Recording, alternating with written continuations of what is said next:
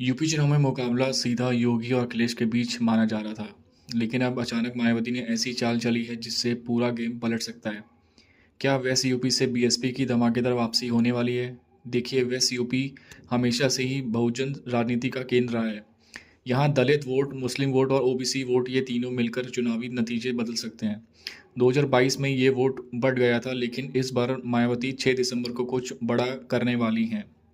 सूत्रों के मुताबिक 6 दिसंबर को मायावती वेस्ट यूपी में एक बड़ी घोषणा करने जा रही हैं। इसमें दो चीज़ों की चर्चा में है: नए चेहरे और युवा दलित नेताओं को सामना लाना, लोकसभा सीट पर मुस्लिम दलित कॉम्बिनेशन को एक्टिव करना।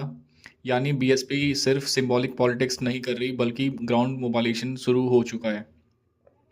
अब सवाल ये है कि इससे योगी और अखिलेश को क्यों चिंता है, क्योंकि बीजेपी को वेस्ट यूपी से दलित वोट में सेंध लग सकती है और एसपी को मुस्लिम दलित गठजोड़ का सीधा नुकसान मिलेगा।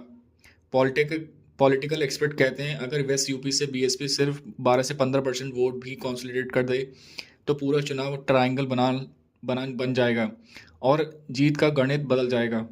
और सबसे दिलचस्प बात, बीएसपी सिर्फ एक ट्विटर और पोस्टर्स पर नहीं, बल्कि बूथ लेवल मीटिंग्स, पंचायत संपर्क अभियान पर जोर दे रहे हैं। सहारनपुर, मुजफ्फरनगर, बिजनौर, मेरठ, इस जिलों में पिछले 15 दिनों में बीएसपी की गतिविधियां अचानक तेज हुई हैं। ये संकेत है कि मायावती कोई साइलेंट नहीं, लेकिन कैलकुलेटेड राजनीति कर रही हैं। तो क्या 6 दिसंबर को मायावती वेस्ट यूपी की राजनीति का पूरा खेल बदल देंगी? क्या बीजेपी और एसपी की सीधी लड़ाई अब ट्रायंगुलर हो जाएगी?